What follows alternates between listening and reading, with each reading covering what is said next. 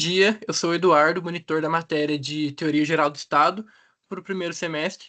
Eu atualmente estou cursando no terceiro semestre noturno. É, é uma matéria muito importante agora para o direito, principalmente no começo. Ela se intercala muito com o direito constitucional, que é a matéria que a gente tem no segundo, terceiro semestre. E caso alguém tenha alguma dúvida durante a aula ou depois, pode me procurar tanto na faculdade, eu estou no período noturno, ou também no WhatsApp, eu vou estar no grupo também, e eu vou disponibilizar todo o conteúdo para vocês também no WhatsApp. E também já está no Drive, tanto o slide quanto um outro resumo que eu também preparei. É, agora vai ser a primeira prova de vocês, né?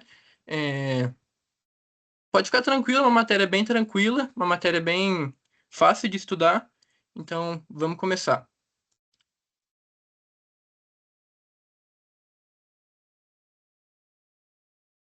A teoria geral do Estado, ela é uma disciplina muito importante. Ela estuda como o direito surgiu, como ele funciona, como ele se organiza e qual a sua finalidade. Por isso que ela é muito importante para os estudantes de direito bem no começo da faculdade. E ela se intercala muito com o direito constitucional.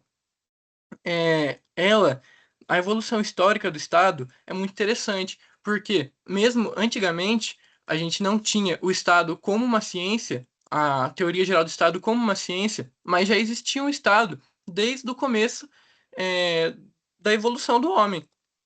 O Estado já existia na Grécia Antiga, por exemplo, como nas cidades-estados que eram conhecidas. É, Nessas cidades e estados já estavam estabelecido é, organização política. E também na Roma. Na Roma também já existia. Roma no Império Romano, como vocês conhecem, que foi uma época muito importante, já existia também o Estado. Depois, na Idade Média, o poder ficava concentrado em uma só pessoa, no rei. Então o Estado ele se confundia com o próprio rei. Isso na Idade Média. Agora, na Idade Moderna, começa a surgir a ideia do fim do absolutismo, quando as pessoas começam a entender que não é certo o Estado na mão de uma pessoa só.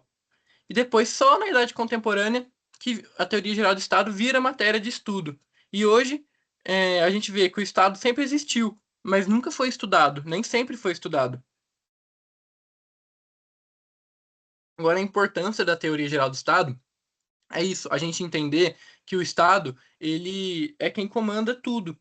E ele busca equilibrar os direitos individuais e a atuação do Estado. Então a gente precisa entender isso. E no Brasil, a teoria geral do Estado começou a ser ministrada por um decreto, o número 2639, de 27/9/1940. E é destacado pelo direito constitucional, como eu já tinha dito.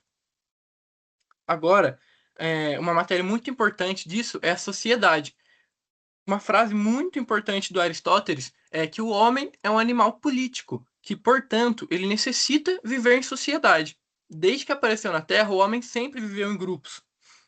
O que isso quer dizer? Que o ser humano é um animal político, ou seja, o ser humano precisa da sociedade para viver. A gente sempre teve em sociedade.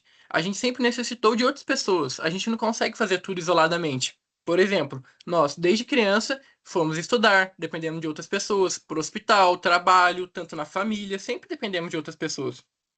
Mas, sabendo disso, com isso, nós temos que ter a ideia que a sociedade, ela não é só um grupo, um aglomerado de pessoas. A sociedade, ela tem que ter uma estrutura. A sociedade, ela não é, por exemplo, uma fila de um banco. Não se enquadra como uma sociedade, porque ela não tem uma estrutura, ela não tem uma finalidade. E são exemplos de algumas sociedades, igreja, família, sociedade religiosa, que é, no caso, a igreja, sociedade familiar, que é a família, e o Estado também é um exemplo de sociedade. Agora, uma frase muito importante que tinha no material da professora Luísa, que é a professora de vocês, que é do Giorgio Del Vecchio. Ele define a sociedade em geral sendo como um complexo político, não, um complexo de relações, pela qual vários indivíduos vivem e operam conjuntamente, de modo a formarem uma nova e superior unidade. Por isso, a sociedade não se confunde com um grupo de pessoas reunidas para um show, por exemplo. Isso quer dizer que a sociedade, o que seria uma superior unidade? É uma finalidade. A sociedade ela precisa ter uma finalidade. E aqui a gente vê os elementos da sociedade, que são quais elementos? Os vínculos jurídicos são as relações que estabelecem direitos e obrigações recíprocas entre os membros. Por exemplo, a sociedade religiosa, os comerciais ou clubes recreativos. Nada mais são do que as pessoas. As pessoas são um elemento da sociedade. E também a ação conjunta. Provavelmente o Antônio ou a Luísa já citaram para vocês o affectio societatis. Também a Luzia fala muito disso em direito penal, que nada mais é do que as normas. É a consciência de que os membros devem viver e operar em harmonia para atingir fins coletivos. Então, são as pessoas, nós, os membros da sociedade, agir em harmonia.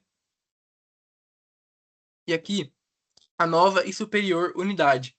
A união de esforços cria um novo ente com personalidade jurídica e existente independentemente dos indivíduos que a compõem. Isso aqui é uma matéria muito importante, principalmente para o direito civil, que a gente estuda no começo, no direito civil 1, que é a sociedade jurídica. A sociedade ela pode ser jurídica, que tem que ter uma finalidade também, e a sociedade jurídica ela tem a sua própria personalidade, fora a dos sócios. Mas isso é matéria de direito civil. E também a finalidade. A sociedade ela precisa de uma finalidade, precisa de um bem comum.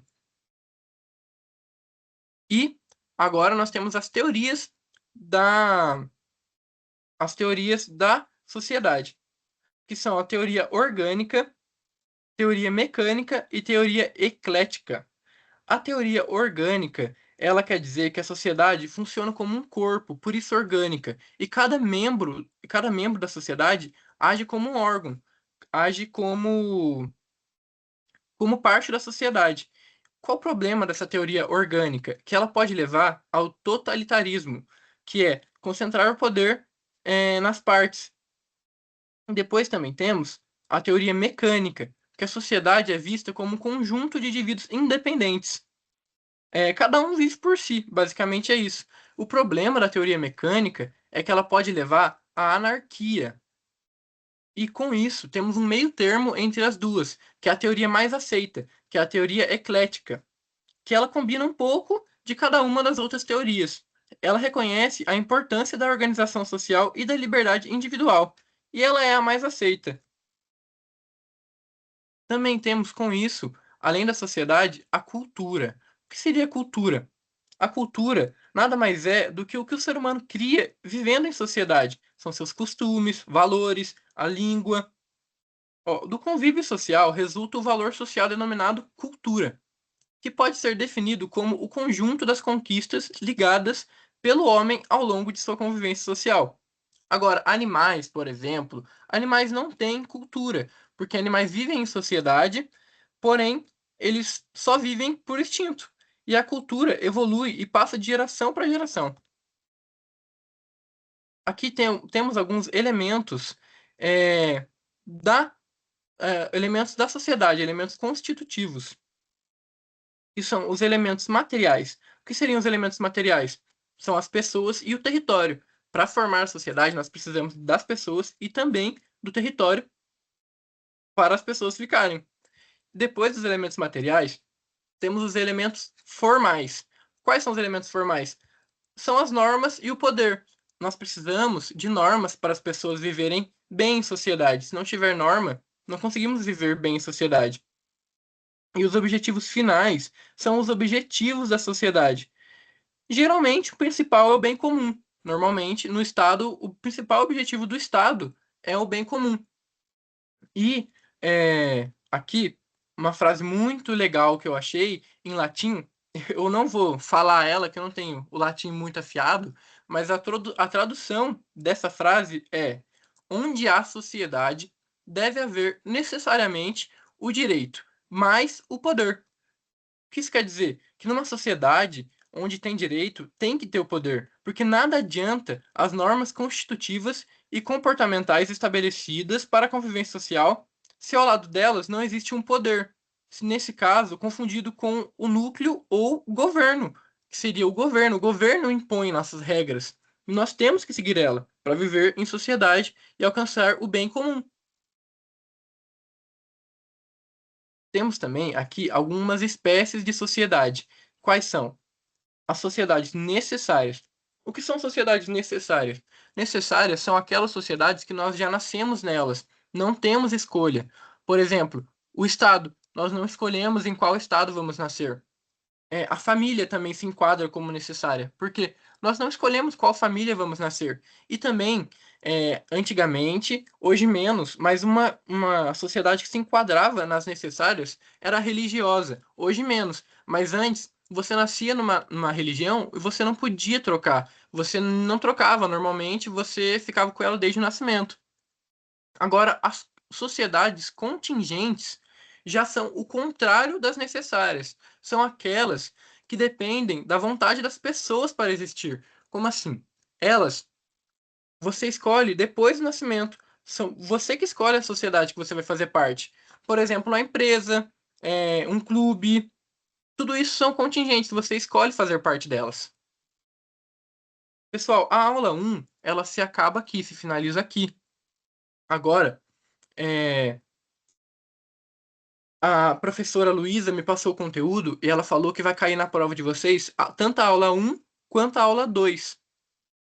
A aula 2 aqui, a aula 2 é sobre a evolução histórica do pensamento político. É uma matéria muito importante. Nós vamos estudar a parte da tripartição dos poderes, que é muito importante tanto para a teoria geral do Estado quanto para direito constitucional.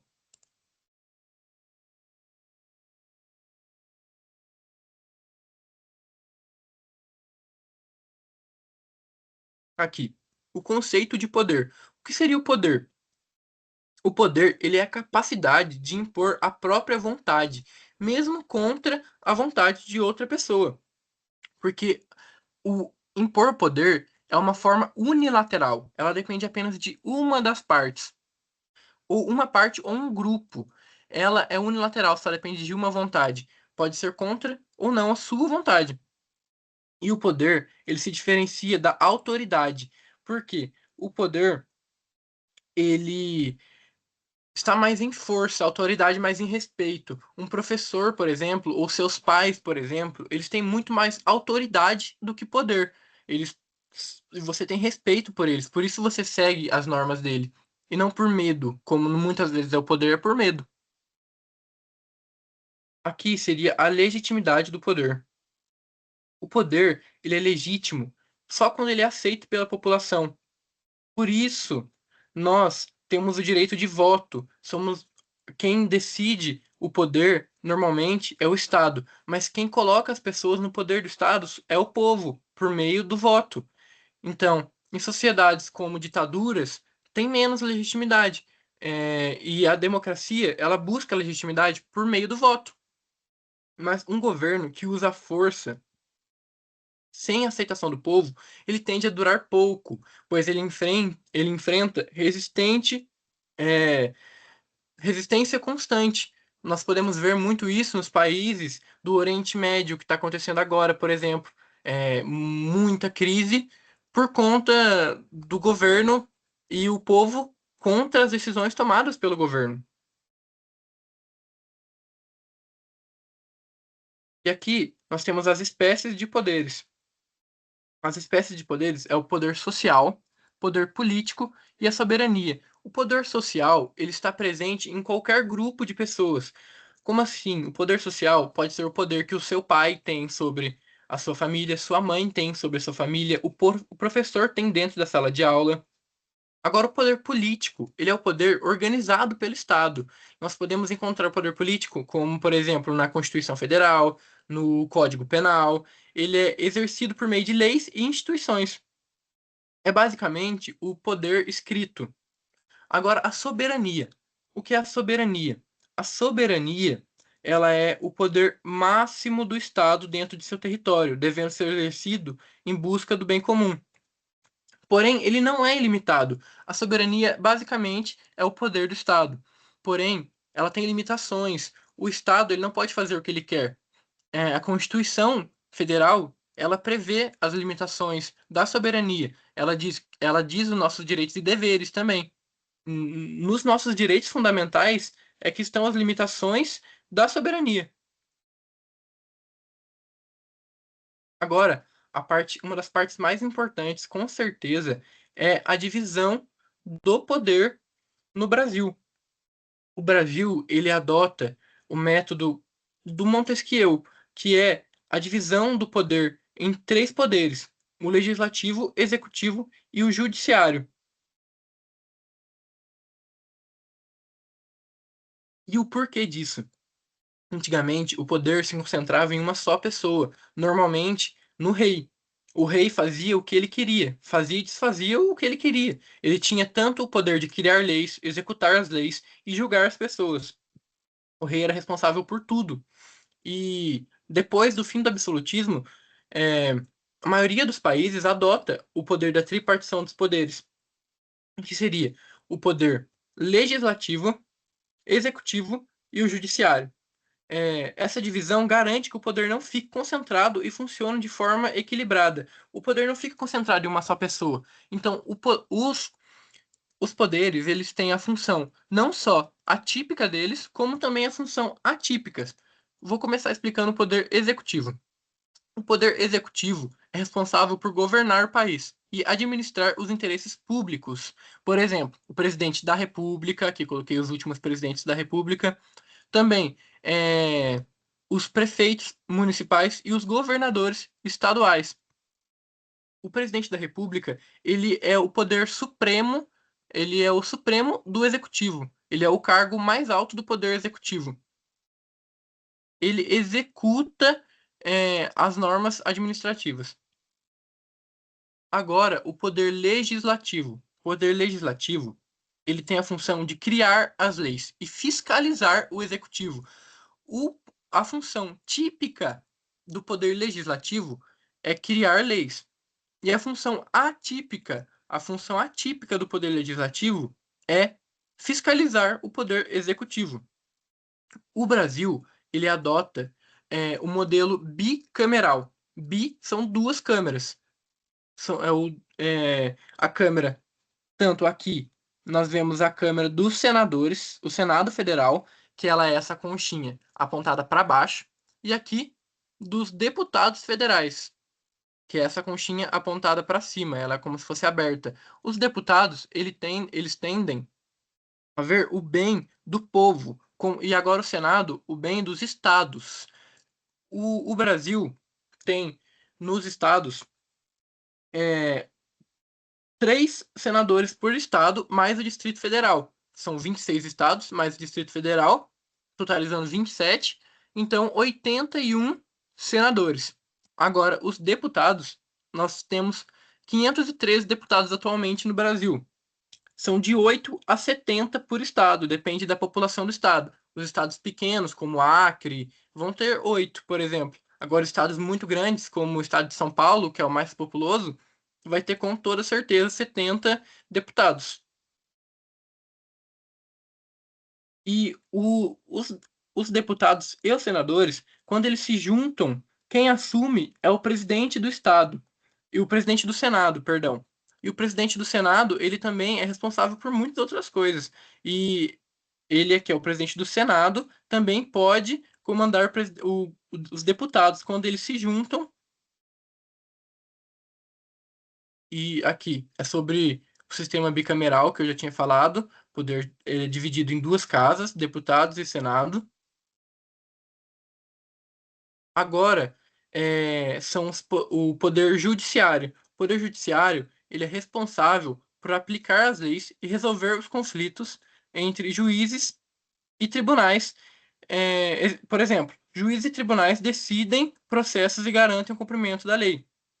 O poder judiciário, ele é basicamente isso, são os juízes. E no poder judiciário, a função típica deles é julgar. Agora, a função atípica pode ser a autoadministração. Eles, o Poder Judiciário, eles se comandam.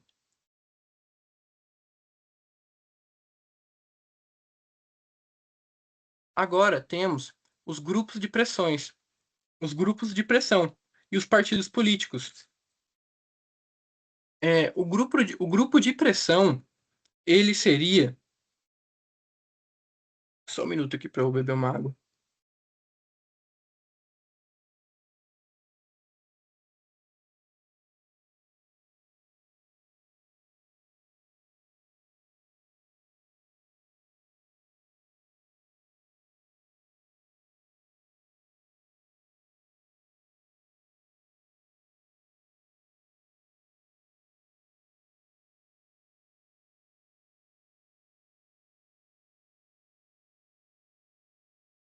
Os grupos de pressões, eles são diferentes de partidos políticos. Por quê? Os grupos de pressões, eles são entidades que buscam influenciar as decisões do governo, mas eles não tendem a governar, apenas a influenciar, o governo. Agora, os partidos políticos, por exemplo, eles são organizados, formados por pessoas com ideias em comum, cujo objetivo principal é chegar ao poder e governar o Estado por meio da participação das eleições. A diferença principal deles é enquanto os grupos de pressões apenas influenciam. Agora, os partidos políticos buscam exercer diretamente o poder. Uma parte muito importante é o conceito de soberania. Eu citei, brevemente, mas agora eu vou falar mais aprofundadamente. Soberania é o poder máximo do Estado dentro de seu território, não existindo outro poder que se iguale a ele. Esse conceito surgiu na Idade Moderna, especialmente no período do absolutismo, quando os governantes concentravam grande autoridade.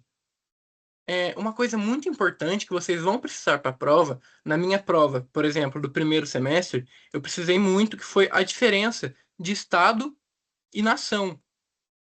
E a soberania, ela é o quarto elemento muito adotado pelos doutrinadores. São três elementos que nós precisamos para formar o Estado. Eu acho que eu coloquei aqui,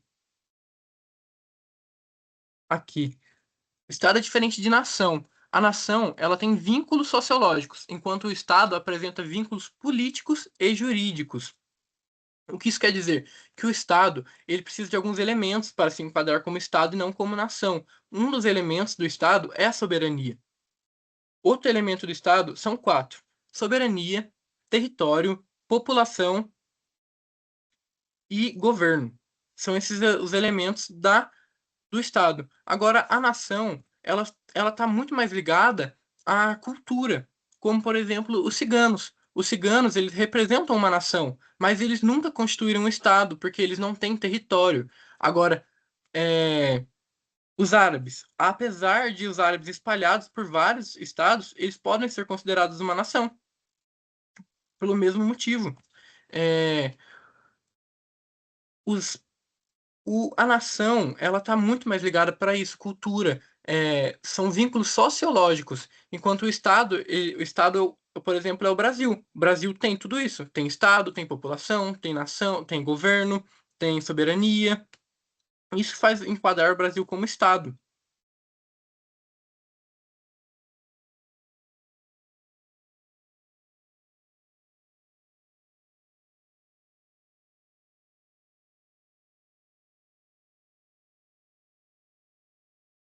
Essa matéria é uma matéria bem tranquila, bem simples. Eu não sei se vocês já tiveram alguma prova. Se vocês não tiveram nenhuma prova, pode ficar bem tranquila que essa prova é bem tranquila, principalmente com o Antônio. A Luísa, eu nunca tive aula com ela, mas eu acredito que ela é bem tranquila também, pelo que eu conheci ela. É uma matéria bem de boa.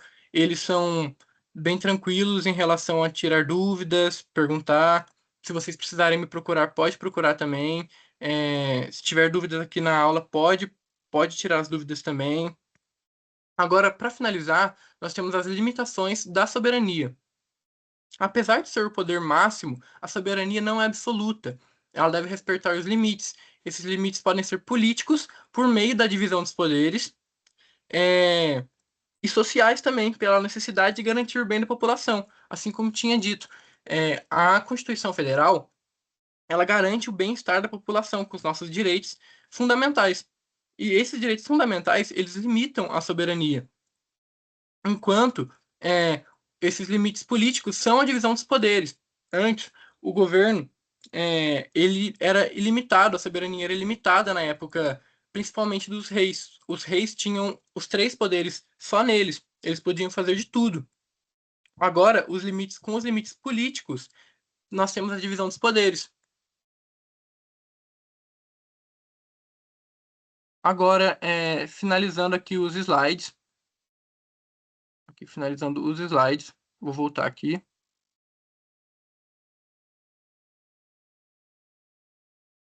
Para finalizar os slides, eu também trouxe um resuminho para a gente passar assim por cima. Para finalizar, Teoria Geral do Estado é a matéria que estuda o Estado. Ele analisa a origem, funcionamento, organização e a finalidade. Em resumo, estuda o Estado, como existe e funciona dentro da sociedade. Aqui, a evolução histórica do Estado. Grécia e Roma já existiam formas de organização política. Idade Média, poder concentrado nos reis. Idade Moderna, surge a ideia de Estado e a separado do governante. Idade Contemporânea, teoria geral do Estado, passa a ser estudada como ciência na faculdade de Direito.